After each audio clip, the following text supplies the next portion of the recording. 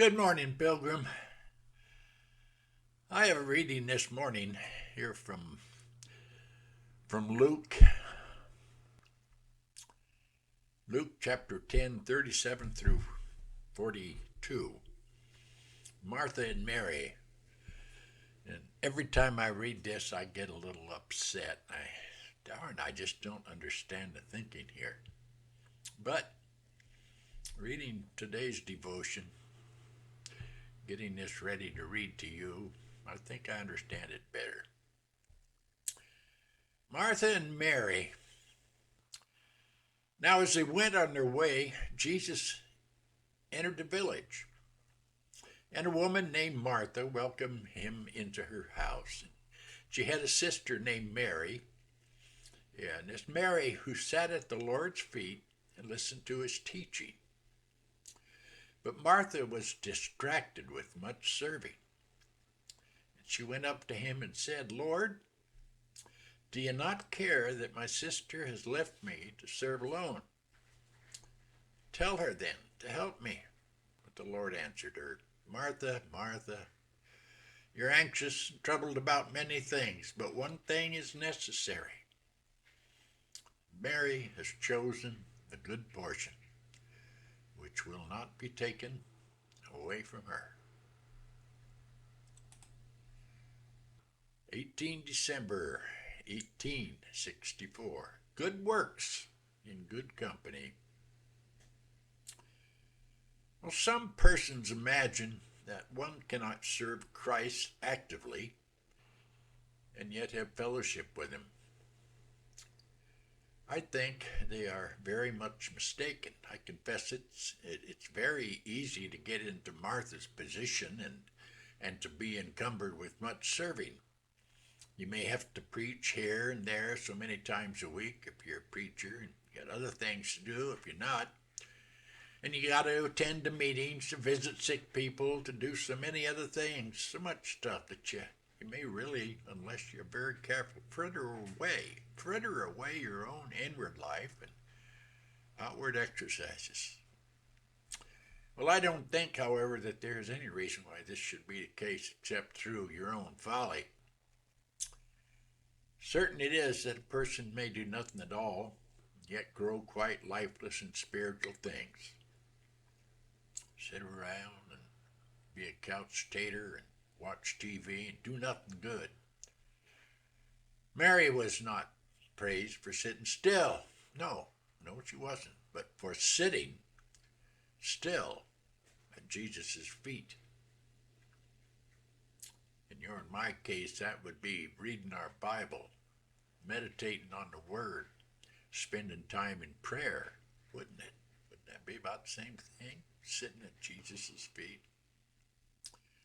And so Christians are not to be praised if they neglect duties merely because they live in retirement and keep much at home. It's not sitting. No, it's not sitting, I say, but sitting at Jesus' feet that's a good thing. Had Martha been sitting still, or had Mary been sitting anywhere else, I doubt not that the Master would have given a word of rebuke. He would never have said that mere sitting still was choosing the good part. Indeed, I know some of you who are none the better for doing nothing, but a great deal the worse. For those who do nothing grow sour, are always willing to find fault with the way in which others serve Christ. So do not think, therefore, that mere activity is in itself an evil. I believe it's a blessing. Taking a survey of Christ Church, you'll look around you, look at the people around you. You'll find that those who have most fellowship with Christ are not the persons who are recluses, sitting around doing nothing, or hermits, sitting around doing nothing, but looking for navels, contemplating their navels. Oh boy. Who have much time to spend with themselves. But they are the useful, indefatigable, I can't even say the indefatigable, the hard-working laborers They are the ones toiling for Jesus. Those are the useful people. Those are the people commended by Jesus, commended by God. Oh, and thanked by God so gloriously one day. Devotion to God and His Word is not an alternative for getting out and serving Christ. Devotion should lead to action. Action should spring from devotion. Joshua 1:8. The book of the law shall not depart from your mouth, but you shall meditate on it day and night, so that you may be careful to do according to all that's written in it. For then you will make your way prosperous, and then you will have good success. Sitting at Jesus' feet is good for you, pilgrim. Daniel 11:32. He shall seduce with flattery those who violate the covenant, but the people who know their God shall stand firm and take action.